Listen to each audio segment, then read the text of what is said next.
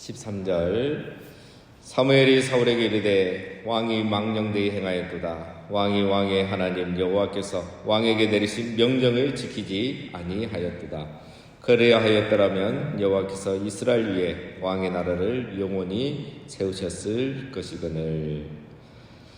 자, 사무엘이 사울을 책망하죠. 어제 말씀에 사울이 이제 전쟁이 시작될 위기가 오고 또 백성들 군인들이 탈영을 하니까 불안한 마음에 이제 사무엘을 기다리다 못해 제사를 드렸습니다.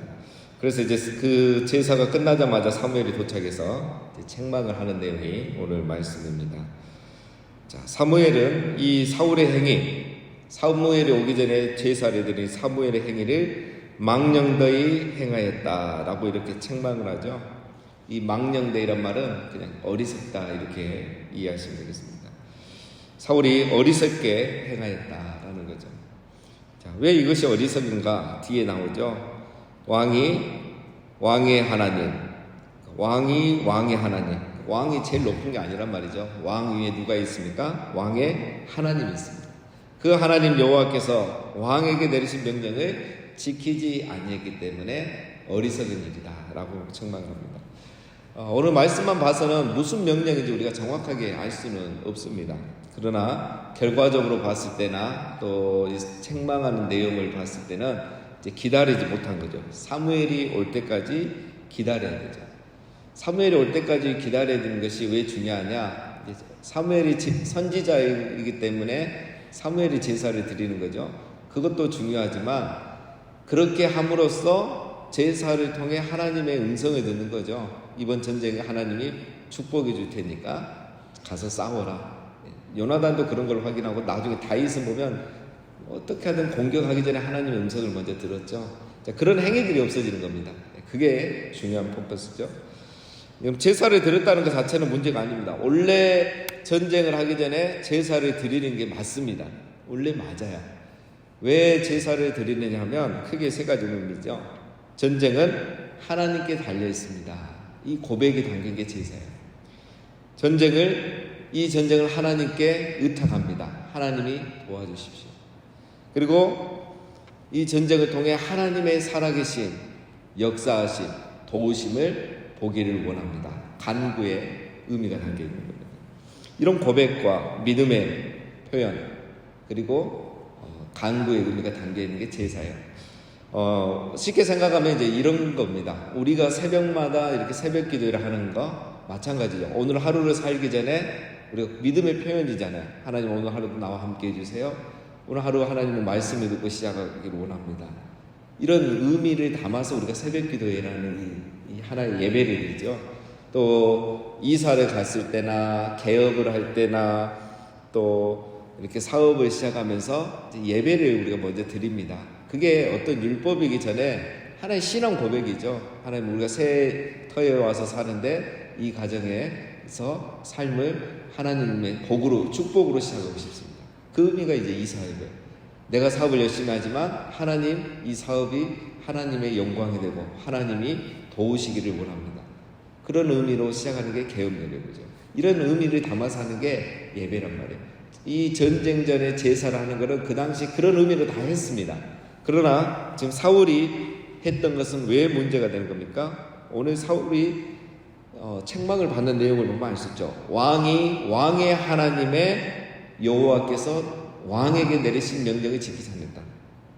그러니까 이거는 사울이 제사를 드리는, 그래서 제사를 했냐 안 했냐가 중요한 게 아니고 하나님의 말씀을 듣느냐 그리고 이걸 하나님께 의탁하느냐 이런 믿음의 행위가 없었단 말이에요. 이때도 믿음이라는 게 필요하죠. 선지자를 통해서 이걸 하면서 하나님의 어떤 뜻을 확인하고 음성을 드려야 되는데 제사장이 하든지 그게 빠졌다는 거예요. 제일 중요한 게 빠진 거죠. 여러분 고대 근동에서는 왕들이 제사를 드렸습니다. 이 전쟁에 나가기 전에 왕이 제사를 집내요. 제사장이 세팅을 다 해놓으면 왕이 집내합니다. 왜? 왕과 신을 동일시해요. 고대 근동은 다 왕이 곧 신의 현현이죠. 왕이 곧 신이에요. 그래서 왕이 제사도 드리고 뭐도 하고 왕의 말이 신의 말이에요. 그러나 이스라엘의 왕은 달라요. 왕은 왕의 하나님 여호와의 명령. 왕에 누가 있습니까?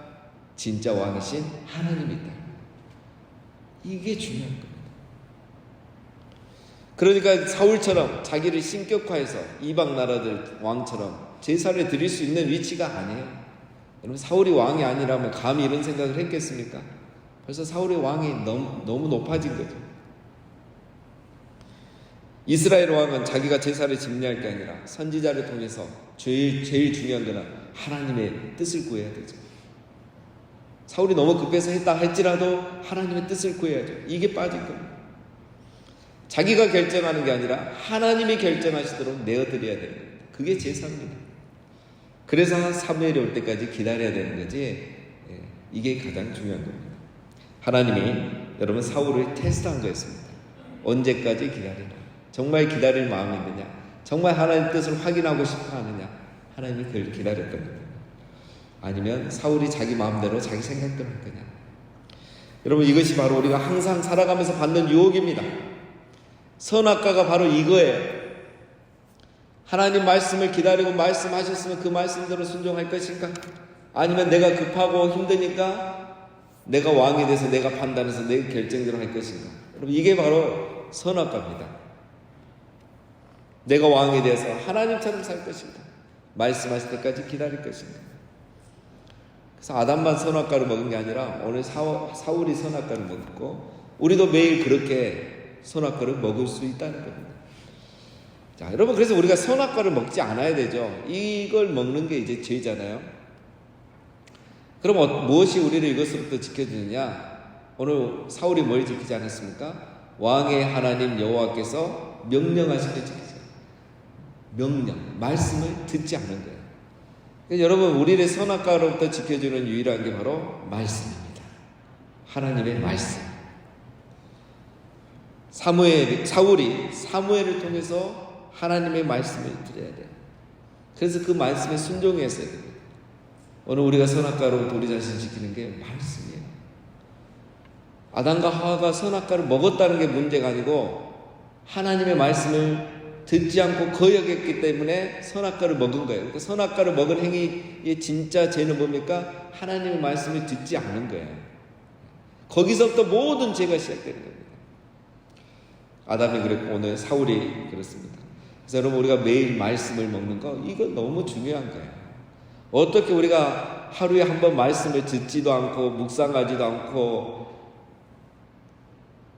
읽기만 해도 읽은 거 포함해 주는 거, 산다는 게 말이 안 되는 거예요. 우리가 하루에 하나님 생각을 몇 번 하겠습니까, 여러분? 안 된단 말이에요, 우리 사람. 오늘 요즘같이 더 바쁘게 살아가는 시대에. 그래서 어떻게라도 그렇게 말씀대로 살아보려고 하는 게 새벽기도이고, 새벽기도에 못 나오더라도 이걸 인터넷으로라도 듣든가 또 매일 큐티를 하든지. 얼마나 많습니까? 그게 중요해요. 그냥 막 요즘 유튜브가 잘 돼가지고 모든 설교들을 막 우리가 다 듣는데 그게 여러분 결코 도움이 안 됩니다. 말씀은 내가 청종하는 마음으로 들어야 돼요. 순종하는 마음. 그래서 여러분 본교회 예배 설교가 중요하고, 왜? 하나님이 그 교회의 말씀을 주는 거기 때문에. 그 다음에 개인적으로 큐티를 하는 게 중요해요. 그래서 내가 말씀을 매일 읽고 하나님이 뭐라고 하시는가를 하루하루 생각하는 그런 게 되어야 됩니다. 그렇게 하든지 새벽 기도를 하든지 둘 중에 하나가 돼요. 그래서 이번에 우리 교회가 이제 성경 독서 1일 수련을 하는 이유가 새벽 기도만 우리가 다 할 수 없으니까 이런 걸 해서 개인이 큐티를 하고 하나님 말씀을 들으라 이거죠. 그래야 매일매일 선악과를 안 먹고 우리 순종하면서 사는 거예요. 거기에 모든 게 달려 있습니다. 자, 사울의 이야기, 다윗의 이야기는 결국 이런 얘기예요. 아담의 이야기가 역사 속에서 왕들의 이야기로 바뀌어서 나오는 거예요. 그리고 그게 그대로 우리에게 적용이 되는 겁니다. 자, 14절. 자, 지금은 왕의 나라가 길지 못할 것이라 여호와께서 왕에게 명령하신 바를 왕이 지키지 아니하였으므로 여호와께서 그의 마음에 맞는 사람을 구하여 여호와께서 그를 그의 백성의 지도자로 삼으셨느니라 하고. 여러분, 여기 지도자란 말이 중요하죠. 자, 사울의 나라는 길지 못할 것이다 이거죠. 자, 이거 보세요. 사울에 대한 하나님의 약속은 쌍방적인 약속입니다. 구원은 일방적인 약속이지만 여러분 어떤 기름 부으심과 축복은 쌍방적 약속이에요. 그러니까 사울이 약속을 지키지 않으면 하나님도 약속을 지키지 않는 게 이 기본이에요. 선악과를 먹지 않으면 하나님도 아담과 하와를 지켜주는 거지만 선악과를 먹으면 그 죄값을 치르는 겁니다. 이건 쌍방적 계약이에요. 그래서 여러분 우리도 마찬가지입니다. 영원한 축복이란 건 없어요. 영원한 기름 부으심이란 것도 없고 영원한 만사 형통이란 것은 없습니다. 우리가 순종하고 말씀을 지키고 약속을 지켜야 하나님도 약속을 지키고 축복을 주시는 거예요. 이게 구원과 축복의 다른 점입니다. 우리는 착각하죠. 유대인들이 선민이니까 자기들이 다 잘 될 줄 알잖아요. 그건 아니라는 겁니다. 자, 그래서 하나님은 사울의 약속을 지키지 않았기 때문에 하나님 약속을 지키지 않는 거죠. 너의 나라가 길지 못한다. 이제 끝난다 이거죠. 그러면서 뭐라 하십니까? 이제 사울 왕을 패하시고 여호와께서 그의 마음에 맞는 사람을 그의 백성의 지도자로 삼으셨다겠죠. 자, 사울은 백성들의 마음에 맞는 사람이지만 새 지도자는 누구입니까? 하나님의 마음에 맞는 사람이에요. 사람은 외모를 보고 사울을 좋아했지만 하나님은 다윗을 기뻐하신다. 왜 다윗을 기뻐하는가? 다윗을 기뻐하는가? 자, 이게 중요한 단어가 이제 왕이 아니라 지도자죠. 하나님은 왕을 세우신다고 하지 않고 지도자를 세운다고 했습니다. 여러분 이 지도자는 히브리어 단어가 나가드인데 전에 한번 했죠. 이거는 앞에 있는 자를 말합니다. 앞에 있는 자, 지도자 맞죠? 그러면서 한 가지 뜻이 동시에 있습니다. 명령 받는 자가 나가드예요. 나가드.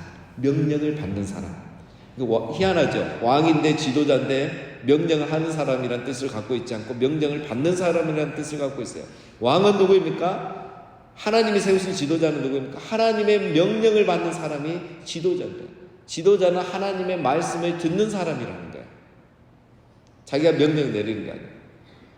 여러분 왕이라는 단어는 멜레크 따로 있습니다. 단어가. 이게 고대 근동의 왕은 다 멜레크예요. 신의 현역, 신이 인간의 모습으로 나타나서 다스리는 게 왕이에요. 대리자입니다. 신의 대리자. 그러나 나가드는 반대죠. 하나님을 대신하는 자가 아니라 하나님 앞에 똑같은 백성인 거예요. 그런데 대표해서 하나님의 말씀을 듣는 사람이 지도자입니다. 여러분 나중에 9장 10장 1절 9장 16절을 보면 하나님이 사울을 세우실 때 왕으로 안 세우셨어요. 지도자로 세우셨습니다. 내가 너를 지도자로 삼는다 그랬어요. 하나님은 사울을 지도자로 세웠는데 사울은 자기가 왕이 됐다고 생각한 거죠. 하나님하고 똑같은 왕으로 착각해버린 거예요. 그래서 하나님 말씀을 듣지 않고 순종하지 않은 겁니다. 그래서 하나님은 그 나라를 이제 빼앗아서 다른 사람에게 넘겨주겠다고 하시는 거예요. 여러분 하나님과 우리의 관계는 복의 관계는 쌍무적 계약입니다. 쌍무적 약속이에요. 내가 듣는 사람이 되고 순종하는 사람이 됐을 때 하나님이 내게 주신 복과 기름 부으심, 특권이 유지되는 겁니다. 우리가 말씀을 듣지 않고 순종하지 않으면 우리를 향한 그 기름 부으심과 어떤 특권과 축복은 영원한 것은 아니라는 겁니다. 자, 그래서 오늘 이제 우리가 그 결과들을 사울을 통해서 계속 보게 되겠습니다. 자, 15절 혼돈이 일어나 길갈에서 떠나 베냐민 기브아로 올라가니라 사울이 자기와 함께 한 백성의 수를 세어보니 600명 가량입니다. 자, 이 15절은 약간 혼동스럽습니다. 왜냐하면 사본들마다 차이가 있는데 번역이 애매하죠. 그래서 72년 번역이 제일 정확합니다. 이 보면 이제 사무엘이 사울과 함께 기브아로 간 것처럼 되어 있는데 사무엘은 사울과 헤어지고 사무엘은 고향 라마로 갔고 사울은 남은 군사 600명과 함께 기브아로 돌아갔다. 이렇게 번역하는 게 더 정확합니다. 사무엘은 고향 라마로 갔고 사울은 군사들과 함께 기브아로 갔습니다. 자기의 고향으로.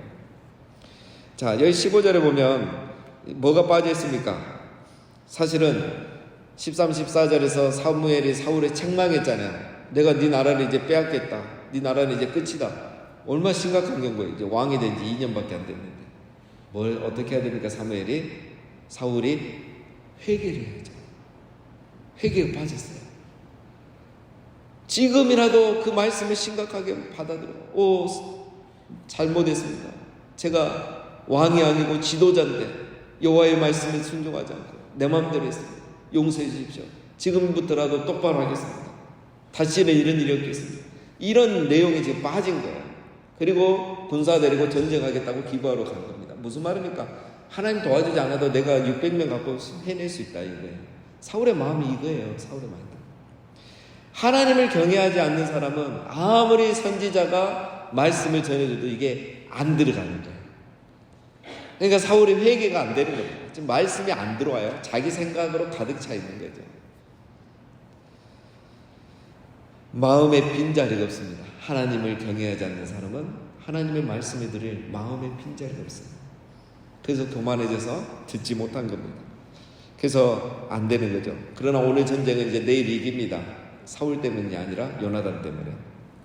16절 사울과 그의 아들 요나단과 그들과 함께한 백성은 베냐민 게바에 있고 블레셋 사람들은 mik바스에 진을 쳤더니 이제 다 흩어지고 600명 남았죠. 사울 요나단 해서 600명.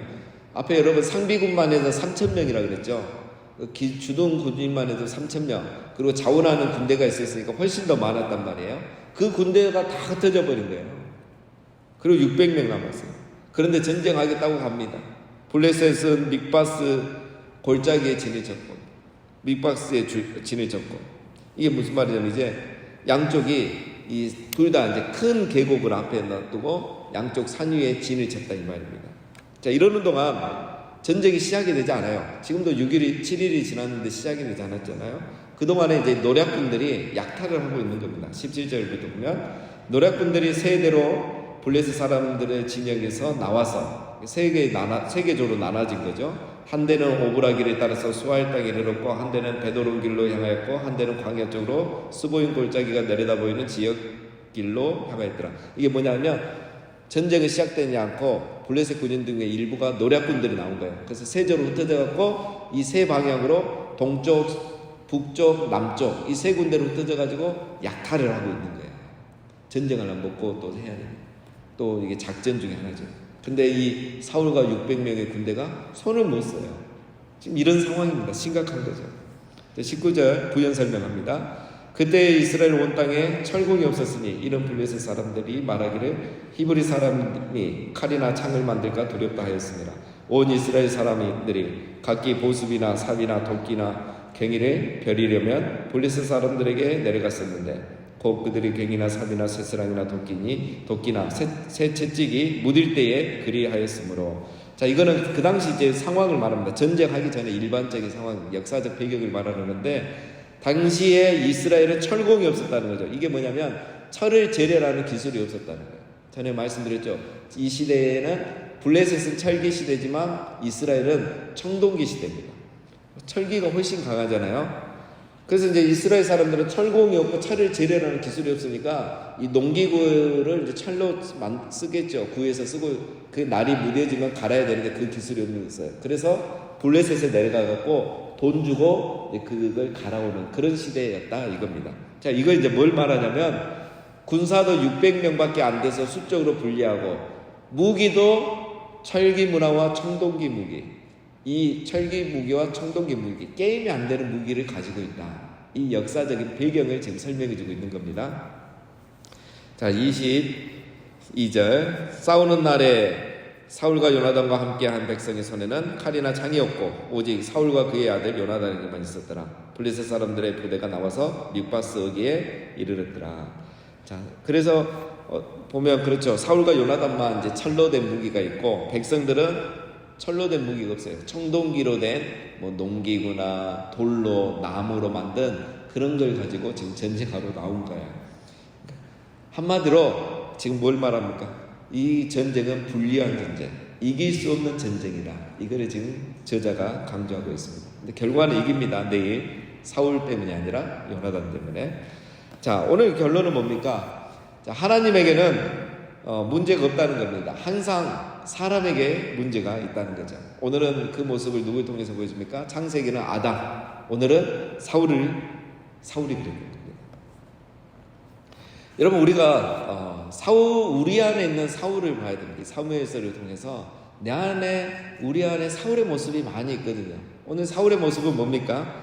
하나님을 섬기는 것을 종교적 열심, 종교적 행위에 열심을 내는 것으로 생각하는 거예요. 그러니까 제사는 드리는 게 맞지만 제사가 전쟁에 위해서 드리는 제사는 아니라는 거죠. 하나님을 경외하기 때문에 이것을 하나님께 의탁하고 하나님의 도움을 간구하는 의미로 제사를 드리는 거지, 내가 이 전쟁에서 반드시 이겨야 되니까 제사를 드린다, 이게 종교적 행위인 겁니다. 여러분, 우리 많은 크리스찬들이 착각을 하죠. 내가 주일을 한 번도 평생 빠지지 않고 성수했으니까, 내가 새벽 제단을 평생 쌓고 있으니까 하나님이 나에게 복 주시고 나를 도와주실 거야. 이게 우리 안에는 사울의 모습입니다. 하나님은 이것을 원하는 것이 아니죠. 하나님 정말 원하시는 건 뭡니까? 우리가 하나님을 왕으로 모시고 왕이신 하나님의 음성을 듣고 그 하나님의 말씀에 순종하는 걸 하나님은 원하시는 거예요. 그 하나님을 왕으로 모셔서 듣고 순종하는, 즉 지금까지 계속 반복하는, 하나님을 경외하고 하나님을 존중하고 하나님의 마음과 뜻과 힘을 다해 사랑하는 사람이 주일을 성수하고 10의 1조를 드리고 말씀대로 살아가는 거예요.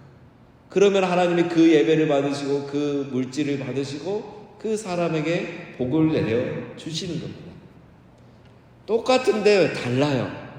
똑같이 하는데 누구는 이거를 종교적 행위로 하고 누구는 이거를 신앙적 행위로 한단 말이에요. 종교적 행위로 하면 똑같이 예배를 드리고 똑같이 물질을 드려도 복이 임하지 않은 겁니다. 도우심이 없어요. 그러나 이게 신앙의 고백이 되고 신앙의 행위가 될 때 거기에 하나님이 함께 하시고 하나님 도우시고 은혜를 베풀어 주시는 겁니다. 그래서 우리가 어떤 행위를 하든 종교적 행위가 되지 않고 신앙적인 행위가 되려면 말씀이 중요하다는 거예요. 이 말씀을 내가 매일 듣고 왕이신 하나님의 말씀을 듣고 청종하고 회개하고 순종하고, 그래서 말씀을 가지고 살아가는 사람은 매일 회개가 있습니다. 그리고 결단이 있어요. 근데 어느 순간 말씀이 사라지면 회개가 없습니다. 회개가 없는 시대가 돼버렸잖아요. 회개에 대해서 말하지 않는 시대가 된 거예요. 왜? 말씀이었으니까 회개를 안 해요. 회개를 하지 않는단 말은 내가 말하고 있는 존재가 돼버린 거고 내가 왕이 되었다는 말이에요. 그래서 내가 결정하고 내가 생각한 대로 살아간다는 거예요. 그게 바로 사사시대이고 아담이 선악과를 먹었고 오늘 사울이 행할 모든 게 다 그런 것입니다. 사랑하는 여러분, 우리 안에 사울의 모습이 있습니다. 날마다 우리는 이것과 싸워야 돼요. 그걸 싸울 수 있는 길은 하나님의 말씀뿐입니다. 그래서 우리가 말씀을 다시 한번 듣고 하나님을 왕으로 모시고 왕이신 하나님의 음성을 듣고 그 말씀 앞에 우리가 회개하고 순종해서, 그래서 하나님의 복을 받고 축복을 받고 쓰임을 받는 그런 우리 모두가 다 되시기를 주님의 이름으로 축원드립니다.